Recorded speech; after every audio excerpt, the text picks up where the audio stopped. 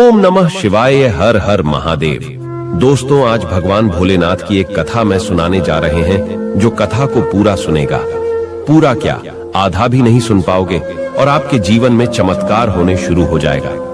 दोस्तों, हम आज आपको बताने आए हैं कि भगवान भोलेनाथ नाथों के नाथ है और भगवान भोलेनाथ अत्यंत दयालु और भोला है। दोस्तों, महादेव महादेव की जो सच्चे भक्त हैं, कमेंट में जय महाकाल जरूर लिखें, या नहीं तो आप 108 कमेंट करके लिख सकते हैं। दोस्तों, आज की कथा भगवान स्वयं महादेव ने रचना की है। दोस्तों, आपका ज्यादा समय न लेते हुए हम वीडियो को स्टार्ट कर रहे हैं। जो भोलेनाथ का आशीर्वाद पाना चाहता है तो एक लाइक करके कमेंट में एक जरूर टाइप करें। महादेव से कोई इच्छा आपके मन में है तो दो टाइप जरूर करें। इससे आपकी सारी मनोकामना भोलेनाथ आज की रात पूरी कर देंगे। जी हाँ, यकीन मानिए, आज की ही रात वह समय है जो आपकी सारी मनोकामनाएं पूरी कर देंगे। भगवान भोलेनाथ। तो आप कमेंट में 222 लिखना ना भूलें। चलिए सुनते हैं भगवान भोलेनाथ की कथा। एक कथा के स्वरूप में भगवान शंकर के पूर्ण रूप काल भैरव एक बार सुमेरु पर्वत पर बैठे हुए ब्रह्मा जी के पास जाकर देवताओं ने उनसे अविनाशी तत्व बताने का अनुरोध किया।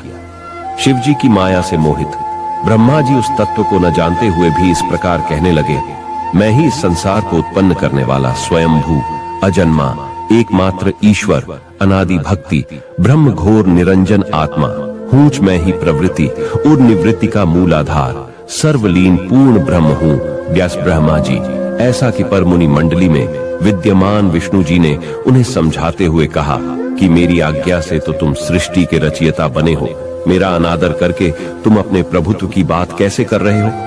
इस प्रकार ब्रह्मा और विष्णु अपना अपना प्रभुत्व स्थापित करने लगे और अपने पक्ष के समर्थन में शास्त्र वाक्य उद्घृत करने लगे। अंततः वेदों से पूछने का निर्णय हुआ तो स्वरूप धारण करके आए चारों वेदों ने क्रमशः अपना मत से इस प्रकार प्रकट किया। ऋग्वेद, जिसके भीतर समस्त भूत निहित हैं तथा जिससे सब कुछ प्रवत्त होता है और जिसे परमात्मा कहा जाता है, वह एक रुद्र रूप ही है। यजुर्वेद, जिसके द्वारा हम वेद भी प्रमाणित होते हैं तथा जो ईश्वर के संपूर्ण यज्ञों तथा योगों से भजन किया जाता है, सबका दृष्टा वह एक शिव ही है। सामवेद, जो समस्त संसारी जनों को भरमाता है, जिसे योगी जन ढूंढते हैं और जिसकी भांति से सारा संसार प्रकाशित होता है, वे एक त्र्यंबक शिवजी ही है। अथर्ववेद, जिसकी भक्ति से साक्षात्कार होता है और जो सब या सुख दुख अतीत अनादि ब्रह्म है, वे केवल एक शंकर जी ही हैं। विष्णु ने वेदों के इस कथन को प्रताप बताते हुए नित्य शिवा से रमण करने वाले दिगंबर पीतवर्ण धूलि धूसरित प्रेमनाथ कुवेटाधारी सर्वावेष्टित वृपणवाही निसंग शिव जी को पर ब्रह्म मानने से इनकार कर दिया। ब्रह्मा विष्णु विवाद को सुनकर ओंकार ने शिव जी की ज्योति नित्य और सनातन पर ब्रह्म बताया, परंतु फिर भी शिव माया से मोहित ब्रह्मा विष्णु की बुद्धि नहीं बदली।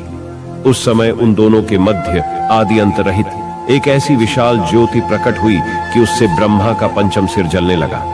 इतने में त्रिशूलधारी नील लोहित शिव वहां प्रकट हुए तो अज्ञानतावश ब्रह्मा उन्हें अपना पुत्र समझकर अपनी शरण में आने को कहने लगे। ब्रह्मा की संपूर्ण बातें सुनकर शिव जी अत्यंत क्रुद्ध हुए और उन्होंने तत्काल भैरव को प्रकट कर उससे ब्रह्मा पर शासन करने का आदेश दिया। आज्ञा का पालन करते हुए भैरव ने अपनी बाईं उंगली के नखाग्र से ब्रह्मा जी का पंचम सिर काट डाला।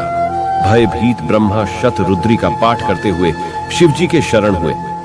ब्रह्मा और विष्णु दोनों को सत्य की प्रतीति हो गई और वे दोनों शिव जी की महिमा का गान करने लगे। ये देखकर शिव जी शांत हुए और उन दोनों को अभय दान दिया। इसके उपरांत शिव जी ने उसके भीषण होने के कारण भैरव और काल को भी भयभीत करने वाला होने के कारण काल भैरव तथा भक्तों के पापों को तत्काल नष्ट करने वाला होने के कारण पाप भक्षक नाम देकर उसे काशीपुरी का अधिपति बना दिया। फिर कहा कि भैरव, तुम इन ब्रह्मा विष्णु को मानते हुए ब्रह्मा के कपाल को धारण करके इसी के आश्रय से भिक्षावृत्ति करते हुए वाराणसी में चले जाओ। वहां उस नगरी के प्रभाव से तुम ब्रह्म हत्या के पाप से मुक्त हो जाओगे। शिव जी की आज्ञा से भैरव जी हाथ में कपाल लेकर ज्यों ही काशी की ओर चले, ब्रह्म हत्या उनके पीछे पीछे हो चली। विष्णु जी ने उनकी स्तुति करते हुए उनसे अपने को उनकी माया से मोहित न होने का वरदान मांगा। विष्णु जी ने ब्रह्म हत्या के भैरव जी के पीछा करने की माया पूछना चाही तो ब्रह्म हत्या ने बताया कि वह तो अपने आप को पवित्र और मुक्त होने के लिए भैरव का अनुसरण कर रही है। भैरव जी ज्यों ही काशी पहुंचे त्यों ही उनके हाथ से चिमटा और कपाल छूटकर पृथ्वी पर गिर गया और तब से उस स्थान का नाम कपाल मोचन तीर्थ पड़ गया। इस तीर्थ में जाकर सविधि पिंडदान और देव पितृ तर्पण करने से मनुष्य ब्रह्म हत्या के पाप से निवृत्त हो जाता है। शिव और सती का विवाह दक्ष प्रजापति की कई पुत्रियां थीं। सभी पुत्रियां गुणवती थीं, फिर भी दक्ष के मन में संतोष नहीं था। वे चाहते थे उनके घर में एक ऐसी पुत्री का जन्म हो जो सर्व शक्ति संपन्न हो एवं सर्व विजयिनी हो, जिसके कारण दक्ष एक ऐसी ही पुत्री के लिए तप करने लगे। तप करते करते अधिक दिन बीत गए तो भगवती आद्या ने प्रकट होकर कहा, मैं तुम्हारे तप से प्रसन्न हूं। तुम किस कारणवश तप कर रहे हो? दक्ष